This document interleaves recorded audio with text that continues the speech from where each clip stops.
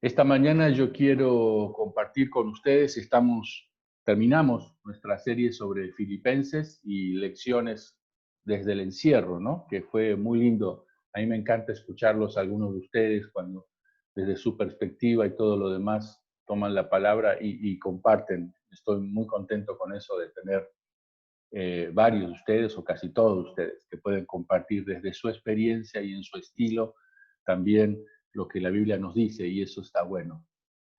Lo mismo venimos con algunos jueves escuchando acerca del libro de Hechos, que ya comenzamos a leerlo y a tratar de entenderlo mejor y qué es lo que Dios nos quiere enseñar en este libro. Hechos es un libro de historia del Nuevo Testamento, ¿no es cierto? Tuvimos una enseñanza parte de Patricia y después Gladys y después seguramente el jueves alguien también va a estar compartiendo. Hechos es un libro de historia, ¿sí? No hay mucha teoría en términos de doctrina o declaraciones tan fuertes como uno puede leer en otros libros, quizás como en Romanos o Efesios, que son libros que describen más el pensamiento cristiano. Hechos es un libro de historia y como todo libro de historia cuenta lo que le pasaba a la gente que está contando. Y cuenta la historia básicamente desde que Jesús termina su ministerio aquí en la tierra y él asciende a los cielos y comisiona a 12 discípulos a que extiendan el reino de Dios, en realidad 11 discípulos, a que extiendan el reino de Dios.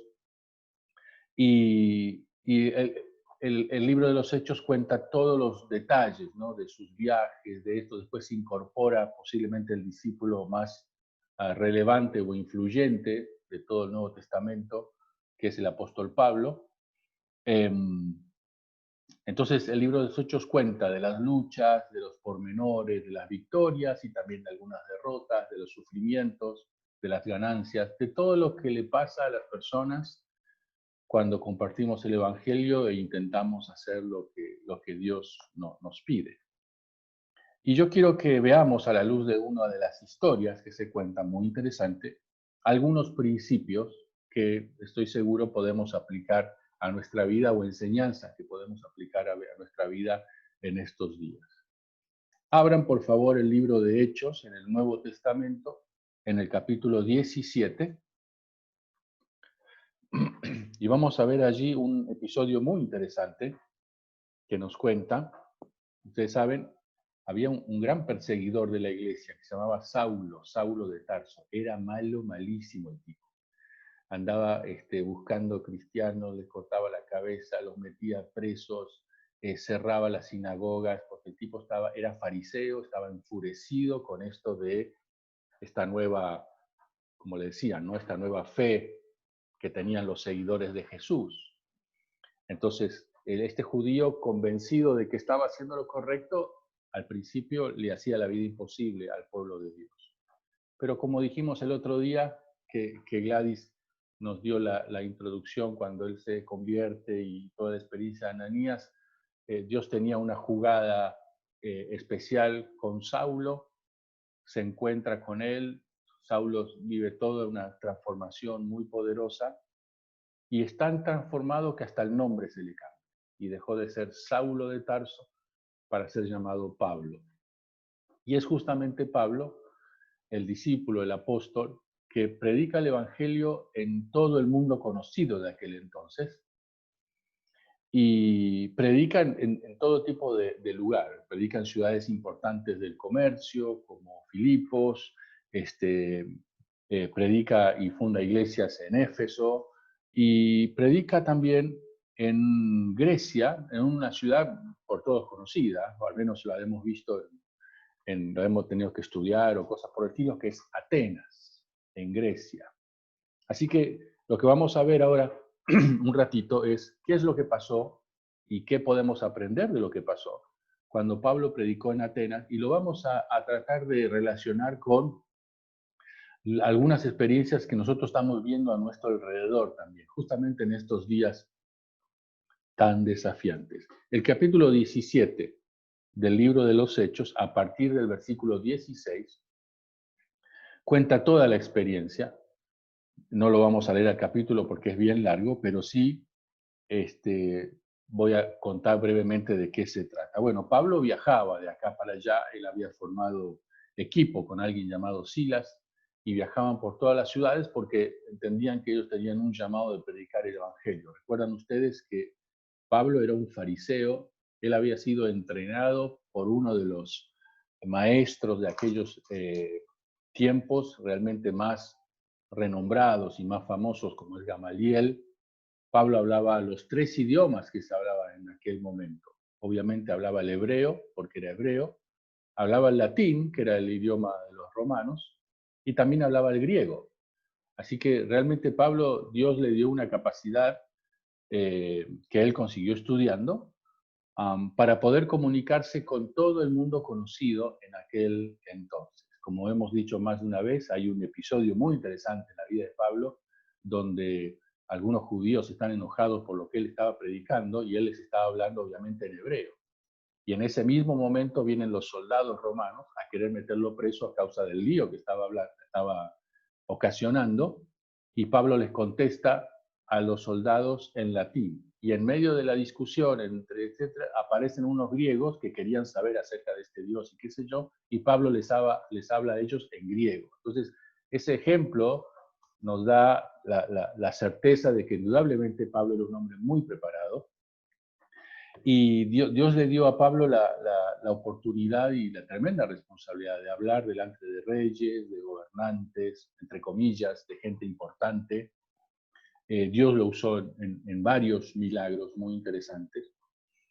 Y en esta ocasión Pablo está en Grecia, en esta ciudad súper famosa, Atenas, ciudad de acá, ¿no? Ciudad del pensamiento, ¿no? El pensamiento griego, ustedes saben, nos demos cuenta o no, domina y ha ejercido una influencia sobre toda la cultura occidental. Muchas de las cosas que ustedes y yo hemos adoptado como normal respecto de ideas y de conceptos vienen justamente de la cultura griega. Me gusta leer otra vez que Pablo predicó en Atenas en medio de esta ciudad súper cautivada por lo importante que es pensar y razonar y todo lo demás, toda la escuela de las filosofías y todas esas cosas que son medias aburridas a veces surgen desde allí. Y sin embargo, Dios también tenía un hombre o una mujer que tenía que entrar a ese mundo y también, aún desde el pensamiento, predicarles y hacerles notar quién era Jesús y qué era lo que Dios estaba permitiendo o queriendo que conozcan en términos de cambio de vida hacia la religión verdadera, dirían en palabras de ellos. Lo primero que quiero decir como enseñanza para nosotros es que Dios tiene gente para predicarle a toda la gente. No hay un espacio donde Dios diga, no, mira, estos tipos son re difíciles, no vamos a mandar a nadie allá, porque la verdad que Dios no tiene ningún problema. Primero, porque Dios ama a todos y no hace acepción de personas. Y segundo, que Dios no tiene límites y cualquier hombre o mujer que quiera ser usado por Dios puede ir a predicar a cualquiera, en cualquier ámbito. Dios tiene personas maravillosas con una experiencia de vida extraordinaria y muy valiosa que saben comunicarse en un ambiente muy sencillo, muy simple, y pueden con mucho amor compartir el Evangelio en palabras sencillas, en medio de costumbres simples, vuelvo a decir, y no estoy haciendo una valoración, por favor, en ese sentido, sino estoy hablando de situaciones reales. Y Dios tiene gente que puede predicar allí y lo hace muy bien, y Dios los usa y las personas son tocadas por su amor. Y también Dios tiene personas, porque Él ama a todos sin excepción, que Él ha permitido que se preparen y todo lo demás para ir a hablar allá, ¿viste? Cuando alguna gente te quiere hablar en difícil y cosas por el estilo, Pablo en Atenas se encuentra con gente que hablaba en difícil, ¿viste? Y, y Dios también tiene personas que Él le ha dado de dones, por un lado, y también capacidades adquiridas para poder hablar en todos los ámbitos. Yo creo que Dios tiene empresarios para hablar en el idioma de los empresarios, para que conozcan el amor de Dios. Dios tiene obreros para que en el idioma de los obreros otros obreros conozcan el amor de Dios. Dios tiene doctores para que en el idioma de los doctores conozcan el amor de Dios. Y así en todos los ámbitos, porque Dios ama a todas las personas sin excepción. Así que lo primero que yo rescato de esta visita de Pablo en Atenas es que Pablo no tenía ningún problema en predicar en la sinagoga más humilde de Tesalónica o de Éfeso o de Jerusalén y hablar con los pescadores y con los carpinteros en un idioma sencillo. Y también, como Dios también tenía gente en estos ámbitos, digamos así, más filosóficos o más del pensamiento, también Dios no tenía ningún problema en enviar a Pablo porque también ellos necesitaban conocer del Señor. Así que eso es una buena noticia. Yo quiero que pienses en el lugar donde vos te movés y las herramientas que vos tenés. El lugar donde vos te movés es el lugar donde Dios quiere que vos hables de su amor. Y las herramientas que vos tenés es lo que Dios te ha dado para que vos hables de su amor. Yo estoy totalmente convencido de que un lugar sencillo y simple tiene tanto valor, tanto valor, tanto valor como un lugar más, no sé, sofisticado o etcétera. Dios ha sido muy bueno conmigo y me ha permitido estar desde un lugar sentado en una habitación, en un tronco de madera, porque no había otro lugar para sentarse y hablar allí del Señor y enseñar algunas cosas, como ustedes saben, por mi trabajo, por la pura bondad de Dios, estar en un lugar súper, recontra, súper, no sé, me acuerdo cuando fui a Washington, D.C. y estuve en el hotel presidencial de Trump, ahí hablando, donde el baño tenía el tamaño de toda mi casa, del lugar donde me llevaron. Todo dorado, qué sé yo, te daba pena usarlo, porque era tan brillante todo y tan bonito que decías, da pena usar un lugar como este. Y sin embargo, Dios también necesitaba que prediquemos el Evangelio delante de esa gente tan poderosa y tan encumbrada en términos humanos, porque Dios no tiene problemas con nada. Así que el lugar donde vos estás y las herramientas que tenés es lo que Dios quiere usar para compartir el amor de Dios. ¿Sí? Lo primero que aprendemos. Lo segundo que aprendemos, ahora en este caso en particular, es que ustedes se dieron cuenta que hay gente rara entre nosotros. No digo acá en el refugio, ¿eh? Sí, en el refugio hay gente rara, pero eso es otro tema de otra conversación. Lo que quiero decir es, ¿viste en tu trabajo o en la calle o ves en la tele? ¿No ves gente rara vos? Hay gente rara. Bueno, Pablo también se encontró con gente rarísima. Miren el versículo 17 y 18 del capítulo 17 dice, así que se discutía en la sinagoga con los judíos y los piadosos y en la plaza cada día con los que concurrían. Y algunos filósofos de los epicúreos y de los estoicos discutían con él y decían, ¿qué querrá decir este palabrero? O sea, en términos nuestros, este versero, ¿qué nos viene a decir? Y otros, parece que es predicador de nuevos dioses, porque les predicaba el Evangelio de Jesús y de la resurrección.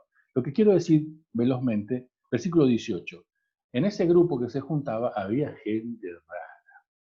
Y el texto dice que eran filósofos, eran epicúreos y estoicos. Yo la primera vez que leí esto pensé que era el nombre de dos medicamentos, pero no. Eran, eran, eran una corriente filosófica, ¿no es cierto? Era un chiste, después se lo explico al final, por si no lo entendieron. Eran dos corrientes filosóficas de gente rara, rarísima, de toda rareza. Por ejemplo, los estoicos, quizás los que son más grandecitos en este grupo, habrán escuchado alguna vez de sus abuelos que X persona tuvo una actitud muy estoica frente frente al sufrimiento, frente a la presión o cosas por el estilo. Los estoicos era una gente que pensaba que una gran virtud era tener dominio sobre las presiones naturales, ¿no? Dominio sobre no sentir nada, ¿no es cierto? No demostrar las emociones, que nada te afecte, etcétera, ¿no? Entonces, de ahí surge ese comportamiento estoico. ¿Conoces personas que parecen que no tienen sangre en las venas? ¿No? Personas que nada les afecta. Eh, lo cual es mucho más que que ser fuertes emocionalmente. Yo no estoy hablando de eso. Lo que yo estoy hablando es, hay personas, como los estoicos que Pablo se cruzó, que parece que nada les importa. Y lo más grave es que parece que no les importa el sufrimiento de los demás. ¿Sí? Y eso es bravísimo. Entonces Pablo se encontró con esa gente. ¿Viste esa gente que nada le afecta? En realidad, en el sentido que estoy hablando, es una gran manifestación de puro egoísmo, porque nada les afecta mientras no les afecte a ellos, ¿no? Nada les afecta mientras no te toque tu vida, tus cosas, tu familia o todos tus intereses, en el peor de los casos. Ustedes y yo conocemos gente así, y sobre todo en estos días donde, como hemos dicho, es fundamental la solidaridad y el amor los unos por los otros. Vos tenés gente mala, que no le importa el sufrimiento del otro, ¿no? En el sentido de eso de ese dominio sobre las pasiones naturales o ese dominio sobre, no, a mí eso no, viste esa frase, ni me va ni me viene, que haga lo que quiera con su vida, qué sé yo, es su decisión, nada más lejos de lo que Dios nos quiere enseñar. Pero también dice el texto que Pablo se encuentra con otro grupito así de gente rara, llamada epicúreos, ¿no?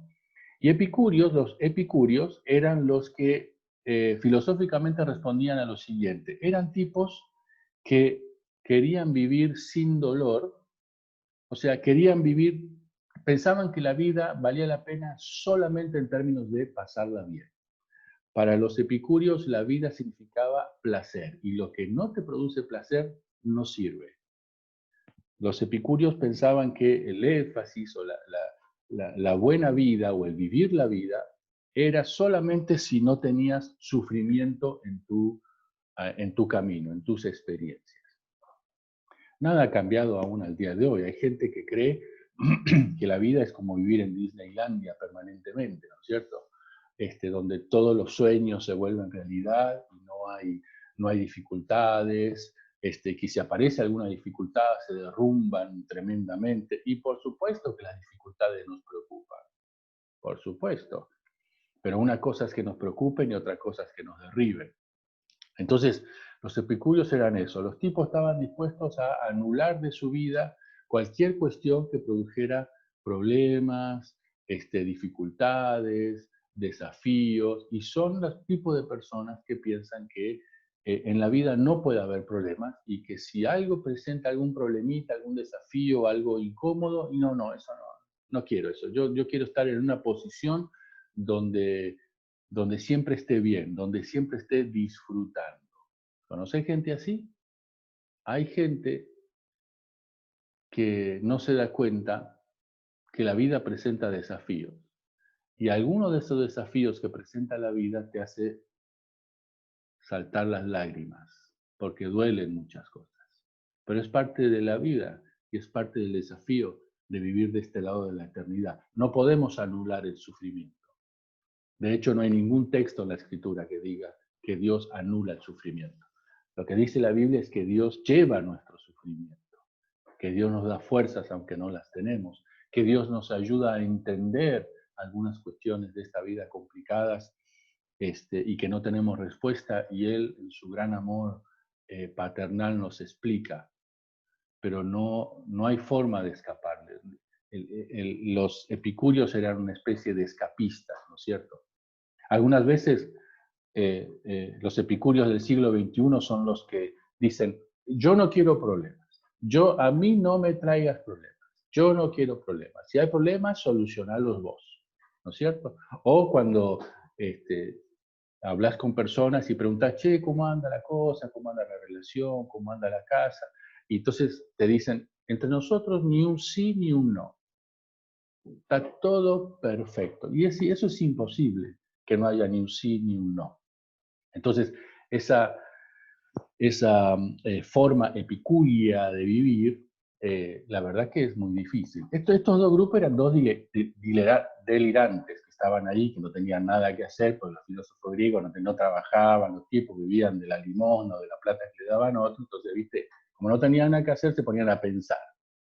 También hoy tenemos un montón de gente. Yo a veces leo un montón de cosas en las redes sociales de gente que se ve que no tiene nada que hacer más que pensar, y en realidad piensa cualquier verdura, y escribe cualquier cosa, y vos decís, ¿viste? ¿De dónde lo sacaron? Claro, como no tiene nada que hacer porque no tiene responsabilidades, se dedica a pensar y a sacar conclusiones de cualquier cosa. Pablo se encontró con esta gente rara, porque a nuestro alrededor hay gente rara. Mira la pantalla, ¿no ves gente rara vos? ¿No ves gente rara ahora mismo en la pantalla? ¿Cómo será que todos hacen así para mirar, no? Qué cosa. Pablo está entrando en Atenas. Pablo está entrando en Atenas. La segunda lección que yo tengo es que Dios también ama a la gente rara. Que Dios ama también a la gente que cree que la vida es sin problemas o aquellos que no les importa el sufrimiento del otro. Dios también ama a esas personas. Y lo cierto es que por alguna razón han llegado a pensar de esa manera, pero Dios tiene, capaz que vos tenés a alguien así raro a tu alrededor y no lo podés encerrar en la pieza y tenerlo ahí otros 100 días para que deje molestar. Tenés que convivir con esa persona. Entonces, para ellos también es el amor de Dios, ¿sí? Para ellos también. Tenemos que sacarnos de la cabeza eso de que el Evangelio es para la gente normal, o al menos eso de que el Evangelio es para la gente que más o menos piensa como uno. Pensá en la persona que más rara que vos puedas conocer, el Evangelio también es para esa persona. La persona esa que tiene costumbres raras, cosas así, ¿qué le pasó? ¿Se habrá golpeado alguna vez o qué sé yo?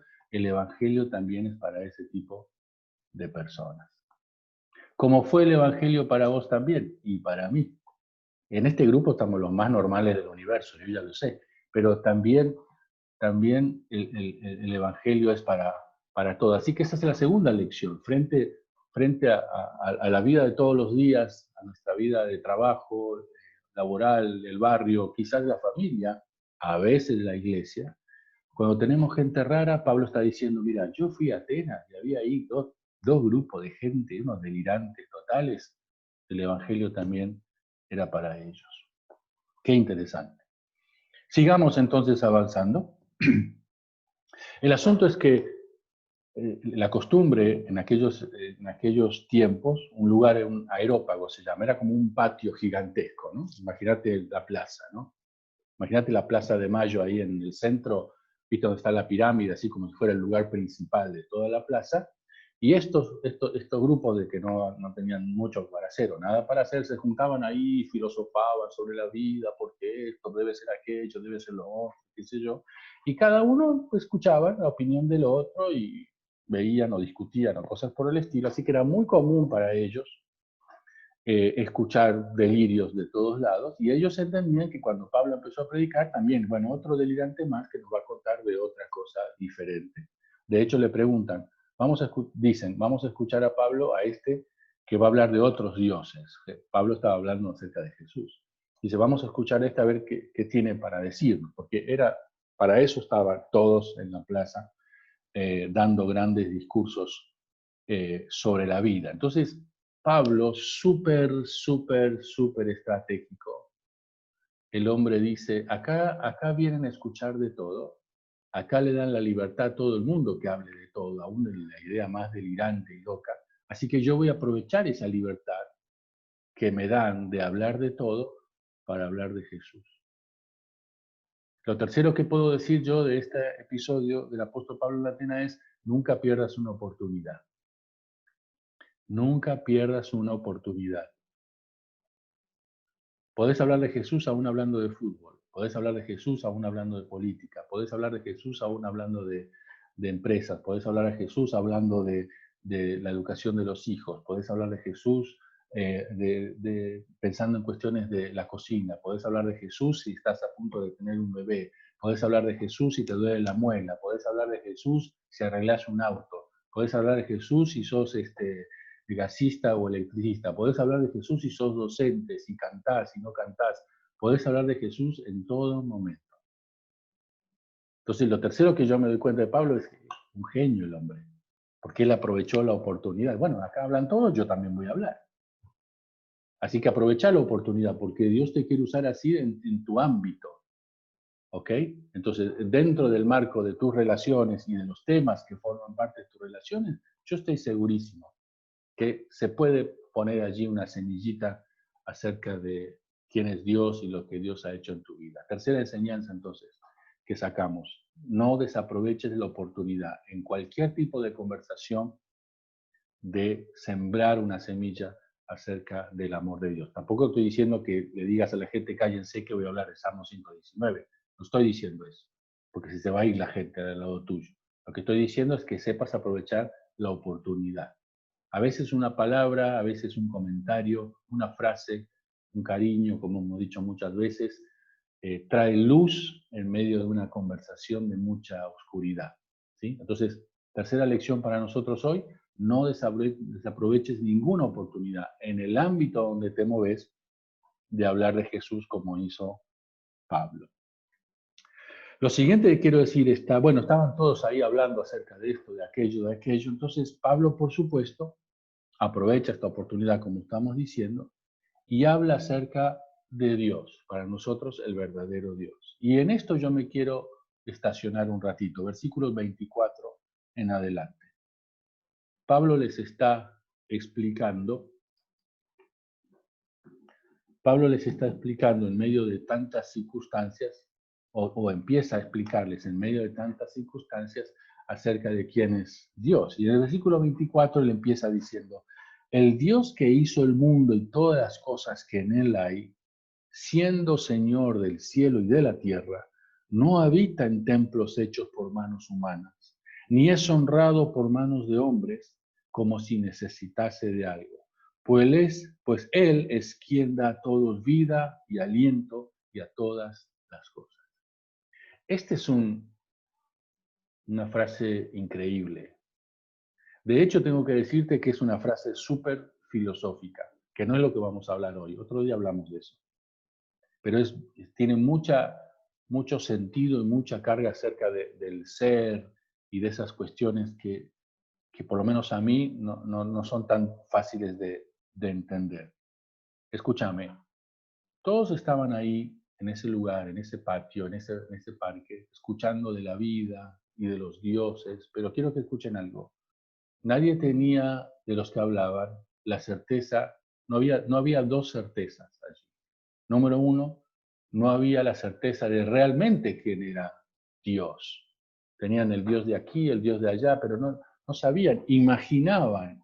Y Dios debe ser así, Dios debe ser allá, etc. Primero, no tenían certeza acerca de quién era Dios. Y lo segundo, como no tenían certeza de quién era Dios, tampoco sabían dónde Dios estaba. No tenían certeza de quién era Dios.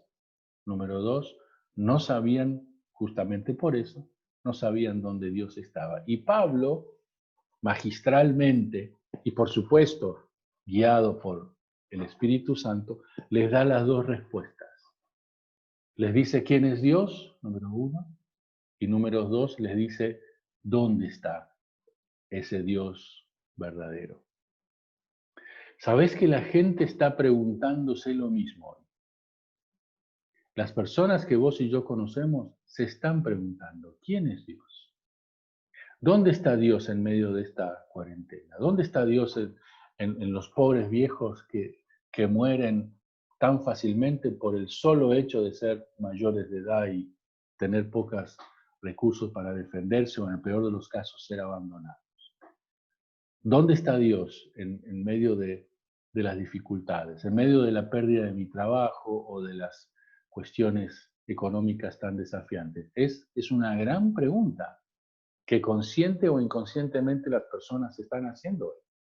Como nunca antes hay una inquietud espiritual en la vida de las personas, porque se dan cuenta que lo que tenían como seguro en sus manos se les ha ido.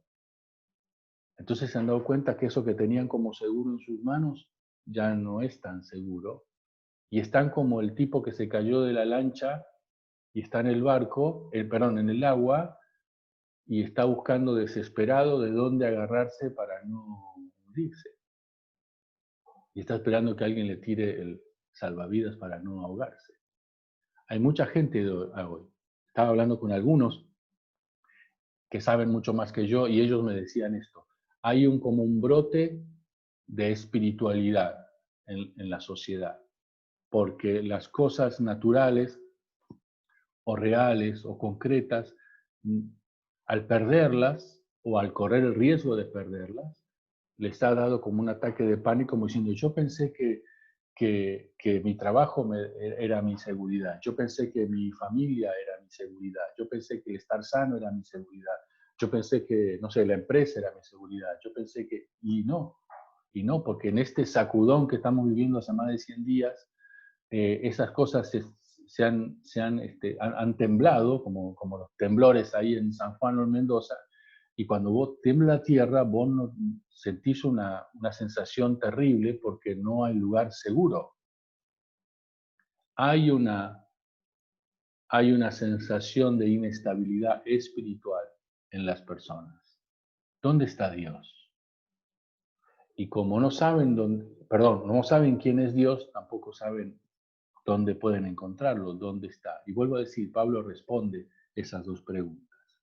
Veamos las respuestas de Pablo. Lo primero que Pablo dice es, el Dios que hizo el mundo y todas las cosas que en él hay, siendo Señor del cielo y de la tierra. Ahí Pablo les está diciendo, miren, el Dios que ustedes están buscando acá y que no saben, tienen tantas conversaciones y qué sé yo, que no saben quién es, hay un Dios verdadero. Y este Dios verdadero es el Dios que hizo el mundo y todas las cosas que en él hay. Este Dios verdadero es el Señor del cielo y de la tierra. Lo primero que hace Pablo es presentarle, vamos a decir así, el DNI de Dios.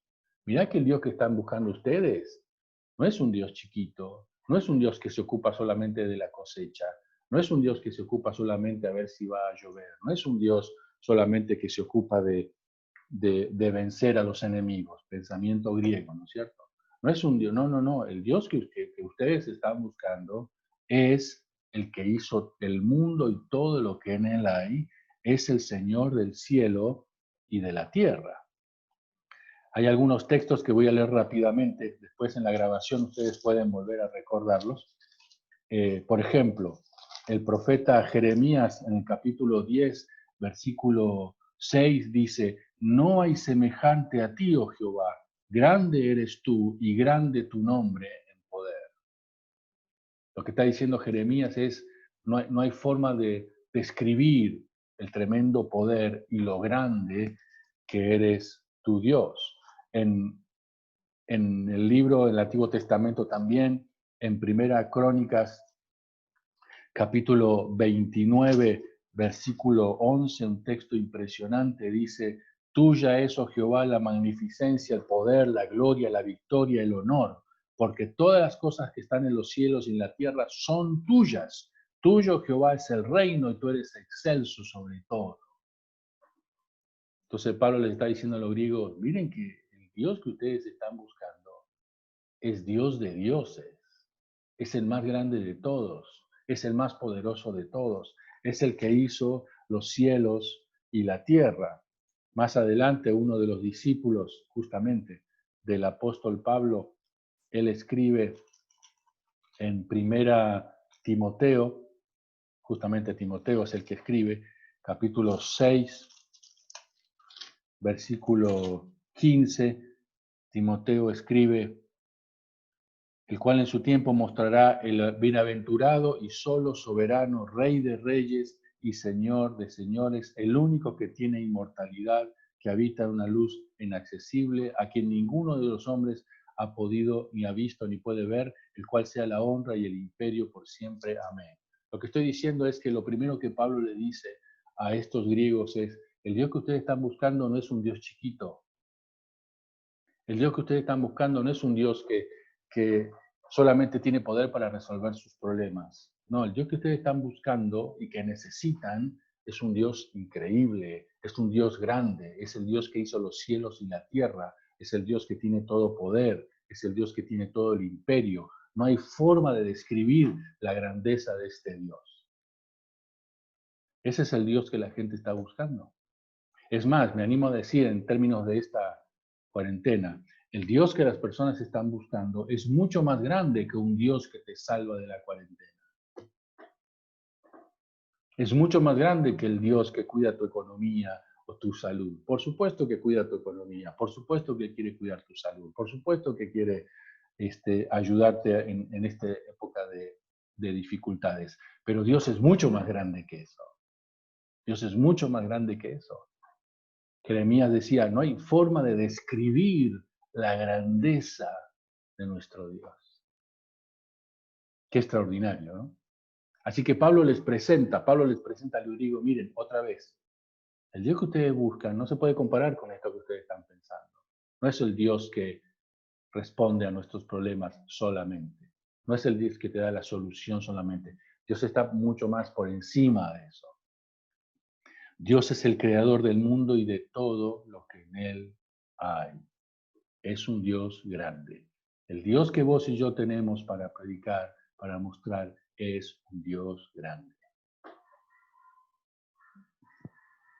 Lo segundo que Pablo les dice es que justamente este Dios no habita en templos hechos por manos humanas, como les estaba diciendo. No solamente ellos querían buscar a ver quién era Dios, sino dónde está, dónde lo podemos ver. Y por años, desde Jesús hasta nuestros días, los seres humanos buscan seguridad respecto de cómo relacionarse con Dios en algo que puedan ver. Y eso es parte de nuestra naturaleza. Sin criticar, solamente dando datos objetivos. Todas las religiones del mundo, en términos de una búsqueda de Dios, necesitan ver algo para entender que eso que están viendo o eso que están tocando es Dios o representa a Dios. Por lo tanto, el ver algo o tocar algo da la sensación como que te da cierta seguridad.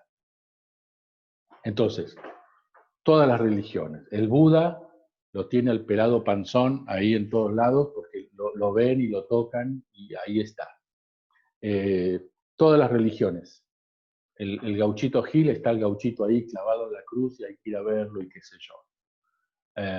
La Iglesia Católica, el crucifijo, porque la imagen de Jesús en la cruz nos da seguridad de que Dios nos escucha y está ahí y nos está mirando de la cruz.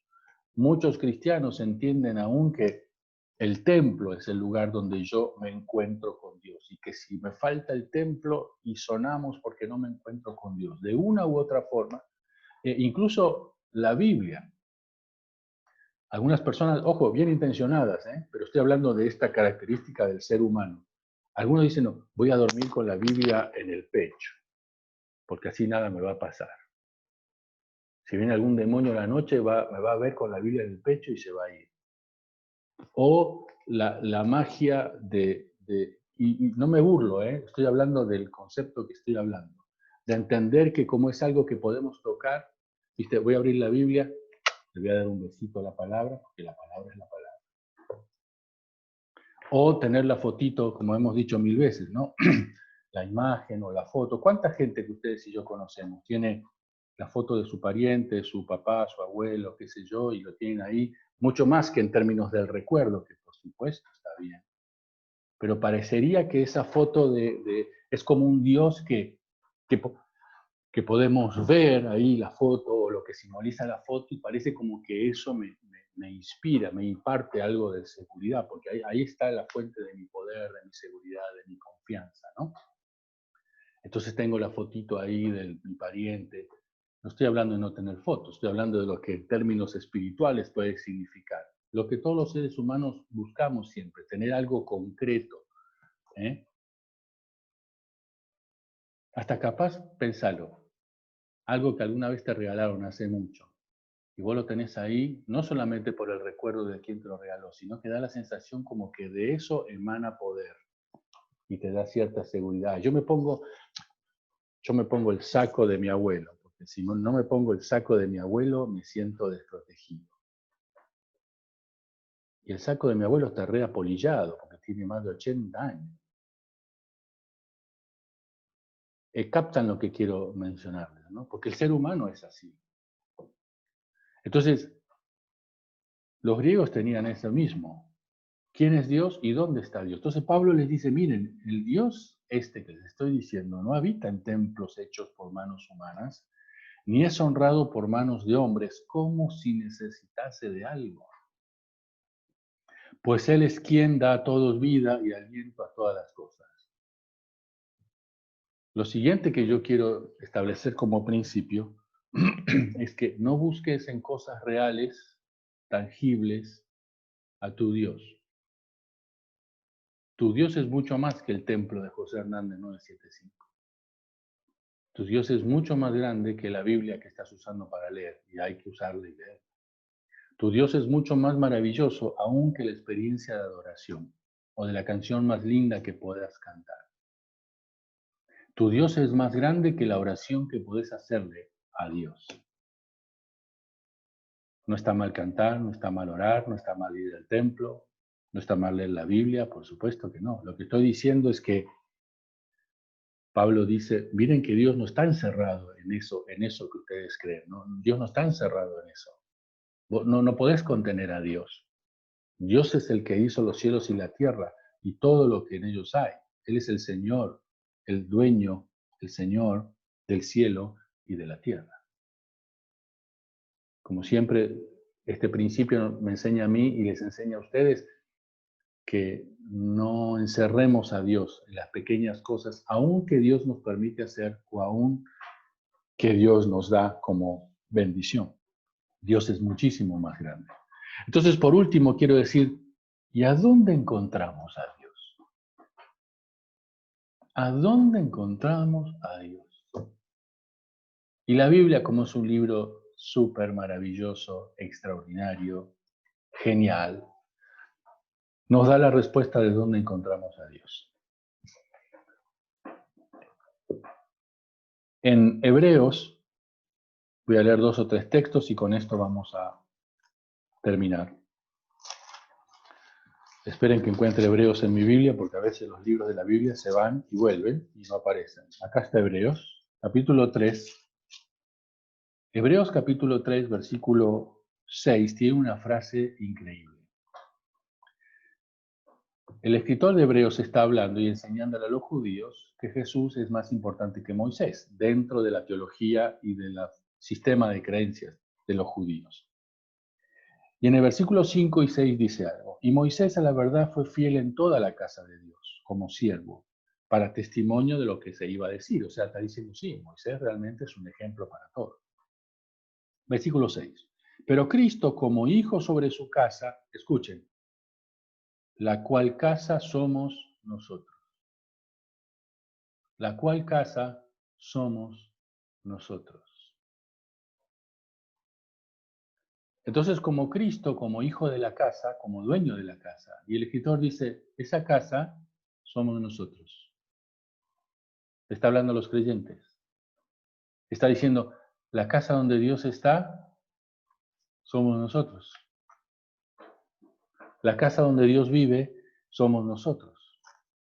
El apóstol Pablo escribe a la iglesia en Galacia, en Gálatas, en el capítulo 2, versículo 20, dice, con Cristo estoy juntamente crucificado, ya no vivo yo, mas vive Cristo en mí. Mas vive Cristo en mí. Otra vez la pregunta, ¿dónde está Dios? ¿Dónde lo encuentro a Dios? Pablo dice, Cristo vive en mí. En Efesios, capítulo 3, versículo 17, Pablo está orando por sus amigos de Éfeso y él dice, a partir del versículo 17, perdón, a partir del versículo 16, para que os dé conforme a las riquezas de su gloria al ser fortalecidos con poder en el hombre interior por su espíritu. Escuchen, versículo 17, para que habite Cristo por la fe en vuestros corazones. Para que habite Cristo por la fe, ¿dónde? En sus corazones. Habite Cristo en sus corazones. Y el último texto que quiero leer está en Colosenses capítulo 1, versículo 27.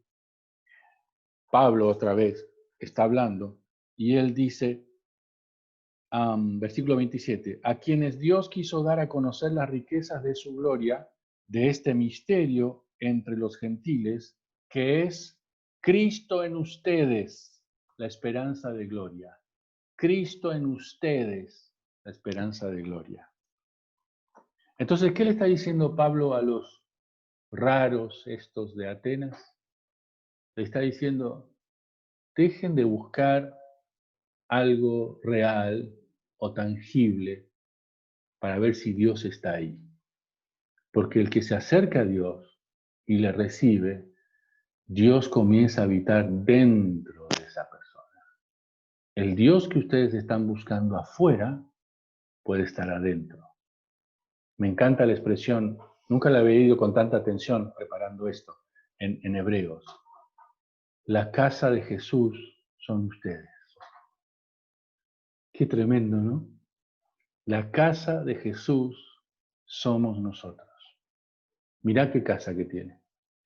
Algunos es una casa chiquita de un ambiente y otros un chalet como de 10 habitaciones, pero no importa el tamaño. La casa de Jesús son ustedes. La comprensión que el apóstol Pablo tiene después, dice, miren que ustedes son templo del Espíritu Santo. Pablo en esta expresión ya lo hace como más religioso en el buen sentido, ¿no? Entonces, termino. Al igual que Pablo, tenemos gente rara a nuestro alrededor. Esta gente rara